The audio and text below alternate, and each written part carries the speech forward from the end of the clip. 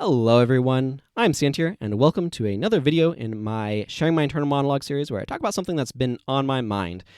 And definitely something that's been on my mind is what I think is an impending discovery crisis.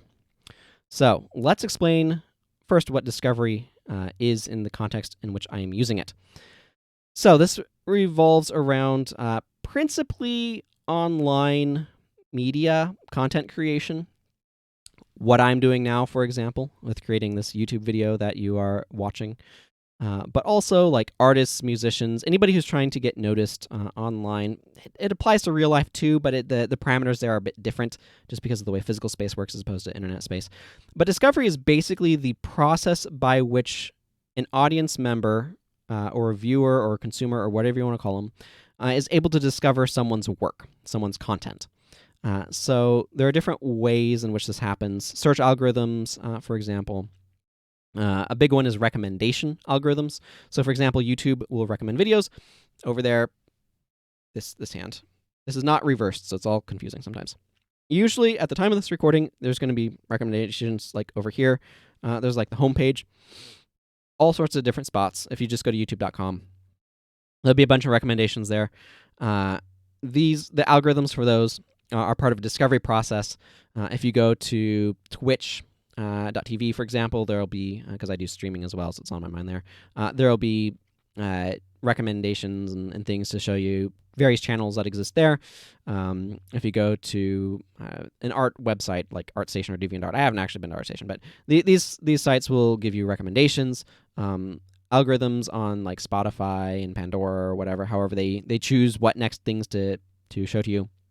These are all processes that these various platforms are using to attempt to encourage you to check out other content, stay on their platform. It's all part of that system. But discovery is the process by which a content creator is discovered.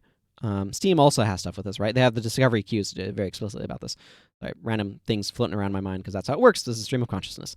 So these discovery processes are how content delivery platforms attempt to connect potential audience members with the thing that they are potentially an audience for. And I think that there's going to be an impending crisis of discovery.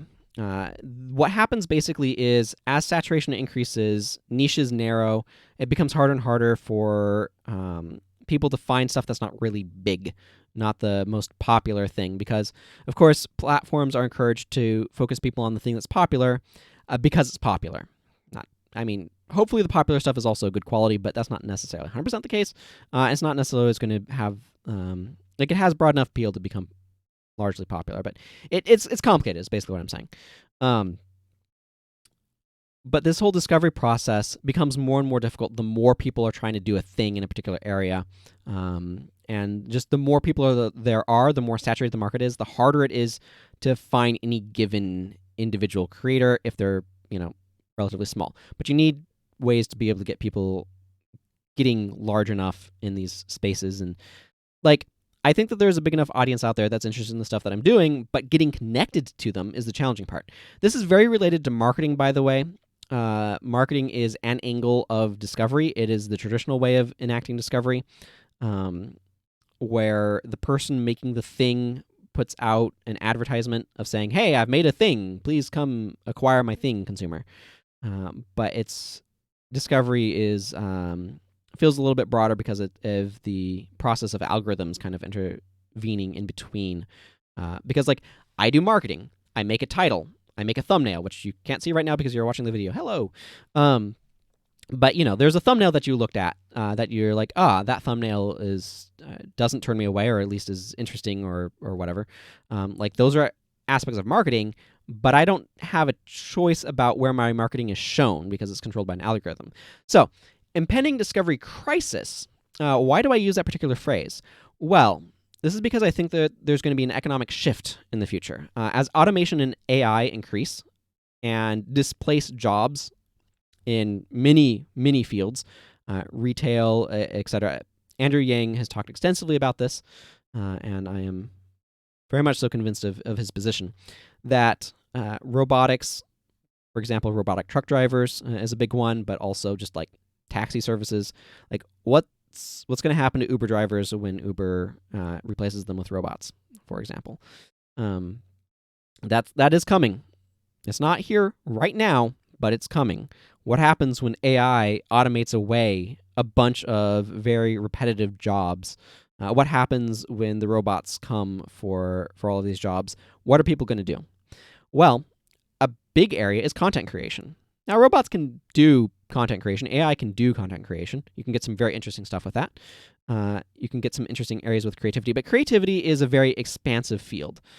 It is uncapped in a way that other things are capped, right? There's no reason to have humans drive trucks if robots can do it more safely and efficiently.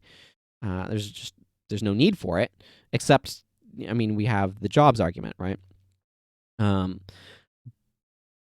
But there's only so much of that you need.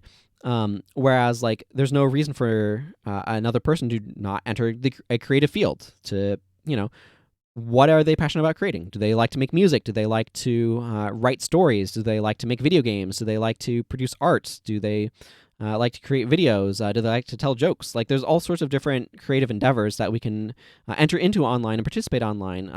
Etsy stores for crafts, for example. There's all of these sorts of things which are marvelous and fantastic.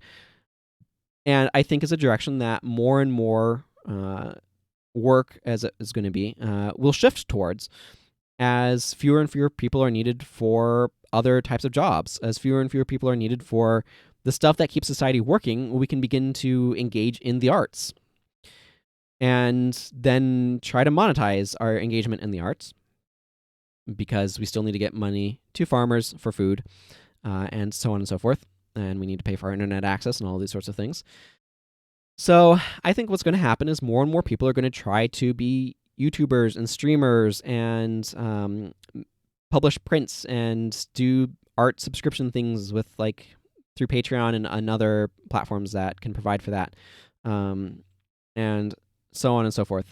Make Bandcamp accounts But what ends up happening is, as more and more people are getting into these creative fields, discovery becomes more and more difficult due to saturation and everything that makes discovery already difficult due to saturation.